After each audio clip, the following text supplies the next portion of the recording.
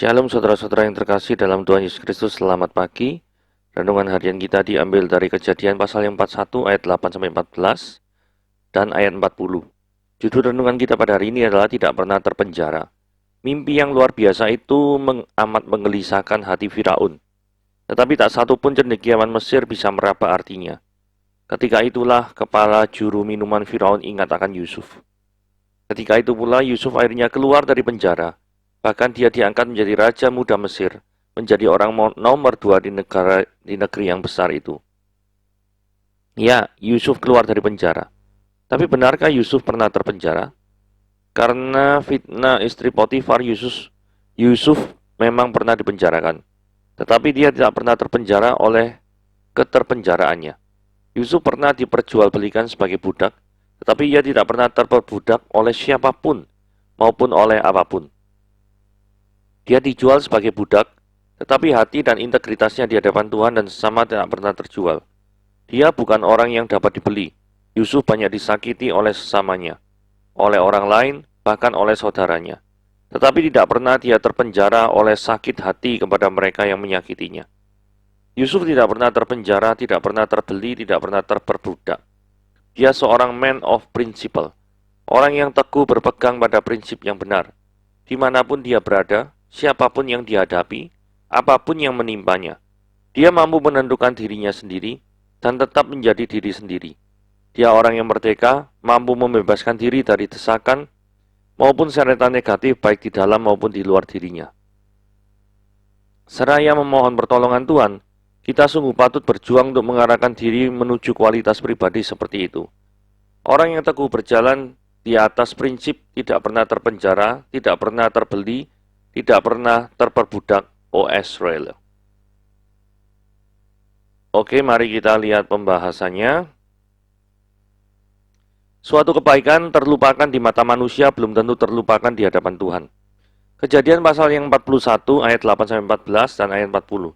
Pada waktu pagi gelisahlah hatinya, lalu disuruhlah memanggil semua ahli dan semua orang berilmu di Mesir. Firaun menceritakan mimpinya pada mereka, tapi seorang pun tidak ada yang dapat mengartikannya kepadanya. Lalu berkatalah kepala juru minuman kepada Firaun, hari ini aku merasa perlu menyebutkan kesalahanku yang dahulu. Waktu itu tuanku Firaun murka kepada pegawai-pegawainya dan menahan aku dalam rumah pengawal istana, beserta dengan kepala juru roti. Pada satu malam juga kami bermimpi, aku dan kepala juru roti itu masing-masing mempunyai mimpi dengan artinya sendiri.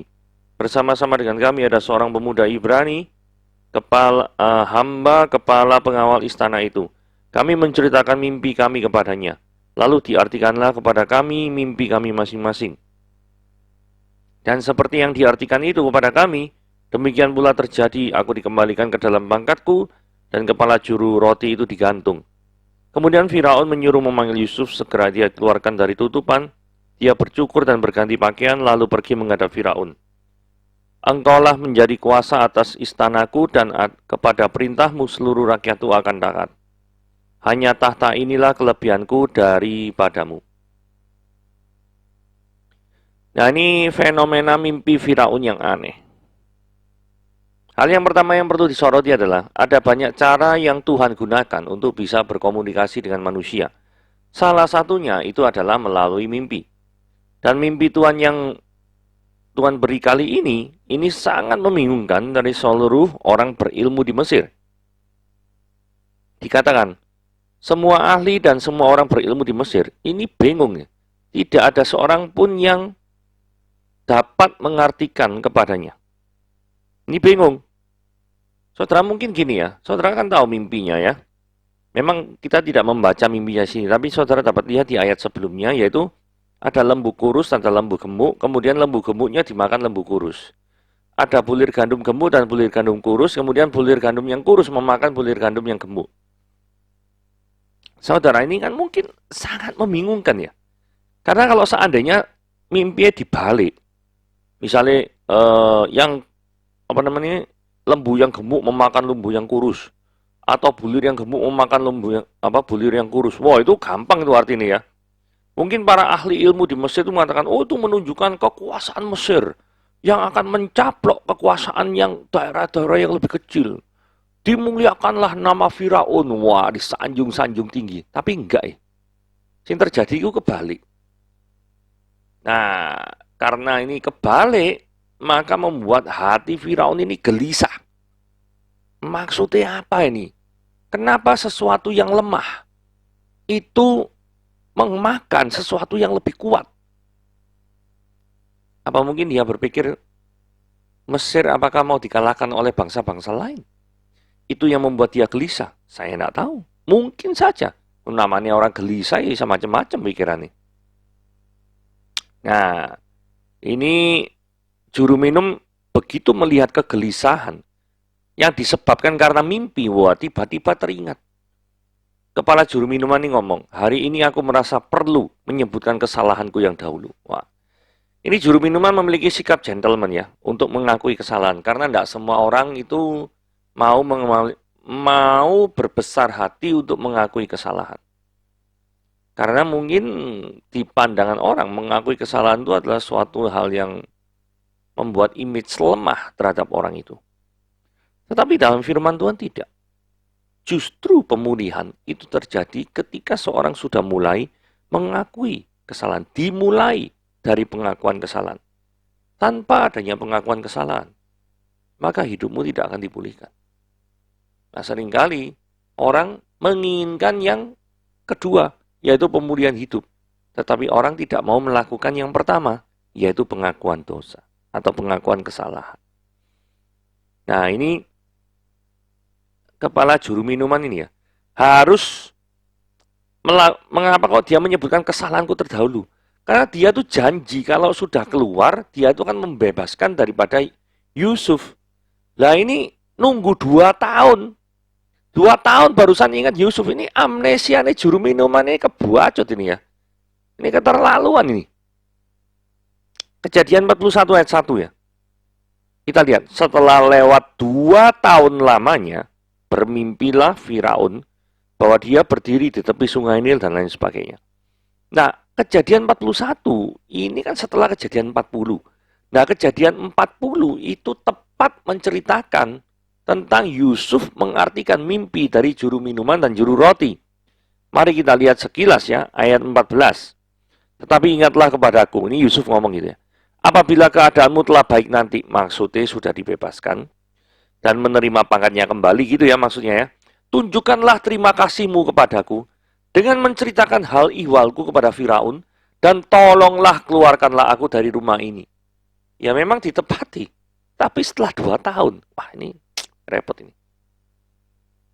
21 ya.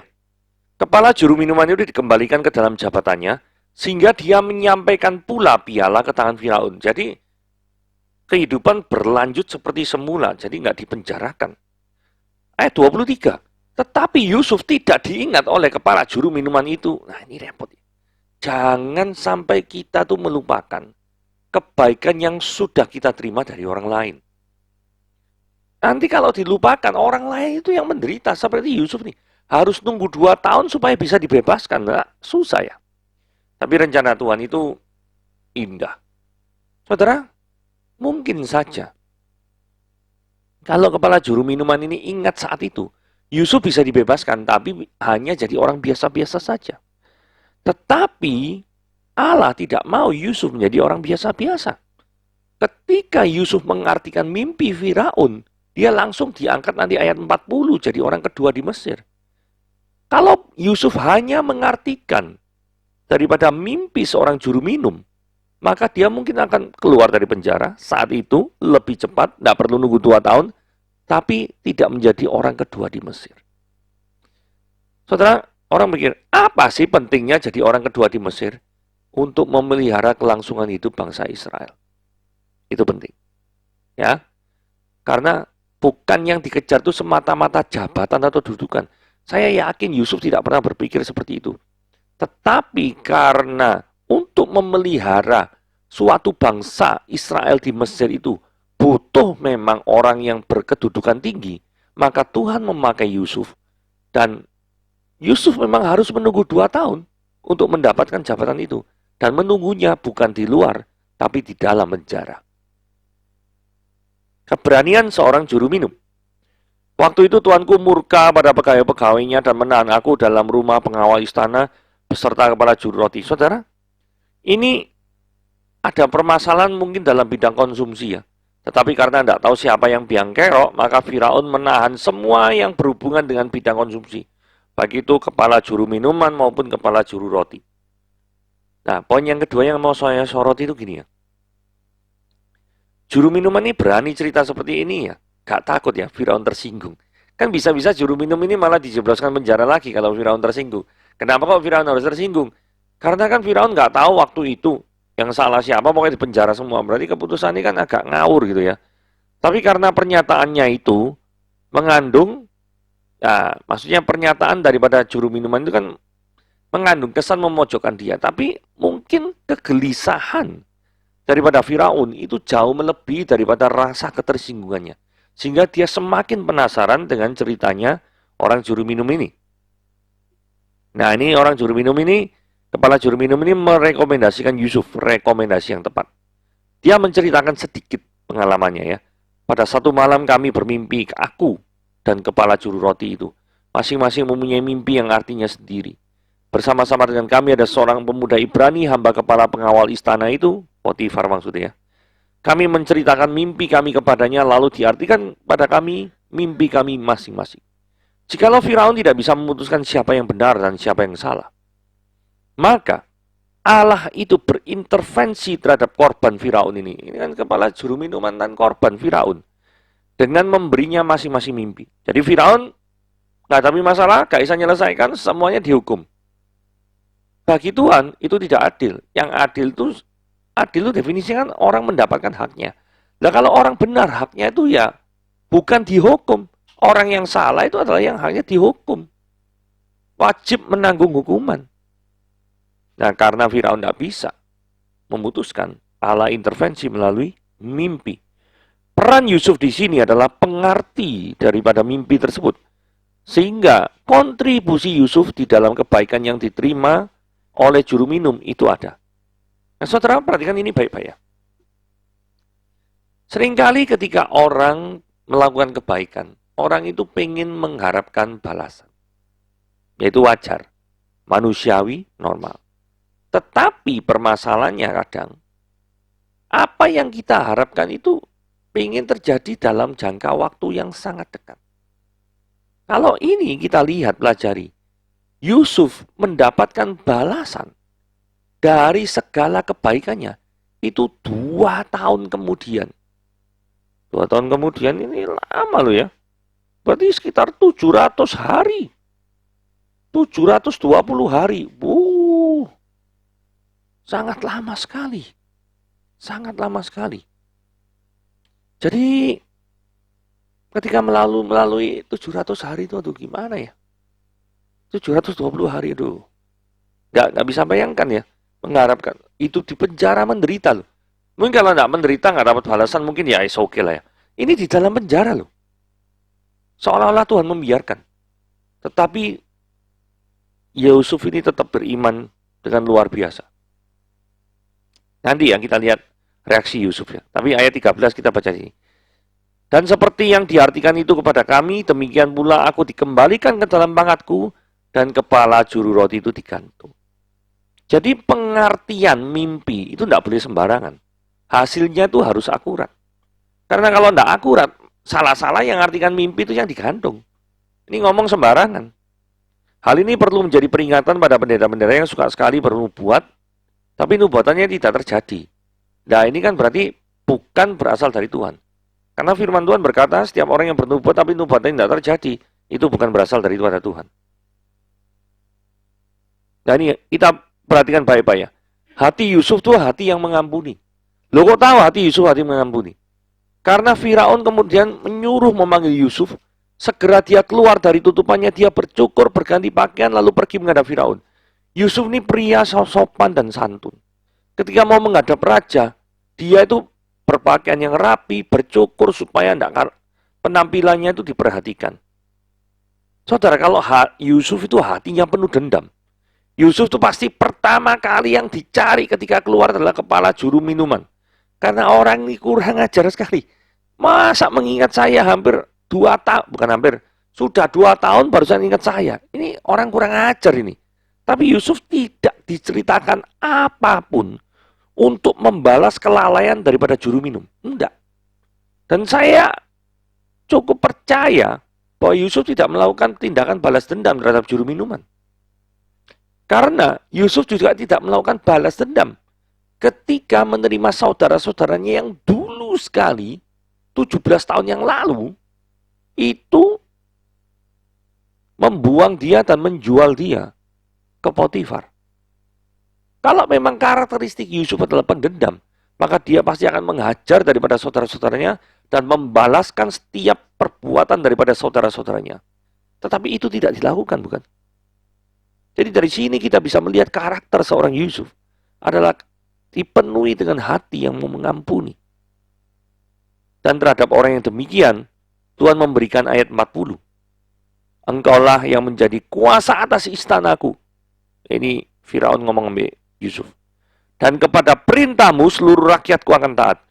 Wah, orang asing loh yang memerintah daripada Mesir. Orang Ibrani loh yang bisa memerintah daripada Mesir. Hanya tahta ini kelebihanku daripadamu. Ini luar biasa ya. Jadi kalau Tuhan memiliki maksud indah, seringkali kita harus melalui jalan yang berkelok, jalan yang sebenarnya kita tidak tahu. Menurut kita, itu yang terbaik adalah, ya seperti Yusuf tadi. Menurut Yusuf yang terbaik apa? Ya secepatnya keluar dari penjara toh. Bener nggak? Ngapain berlama-lama dalam penjara itu ngapain gitu loh. Gak ada gunanya. Tapi memang waktu Tuhan bukan waktu manusia. Beriman kepada Tuhan, percaya pada Tuhan, berdoa pada Tuhan, dia pasti akan menunjukkan jalan dan memberikan jawab atas segala pertanyaan-pertanyaan yang mengganggu daripada hidup kita. Oke, renungan kita sampai di sini. Tuhan Yesus memberkati.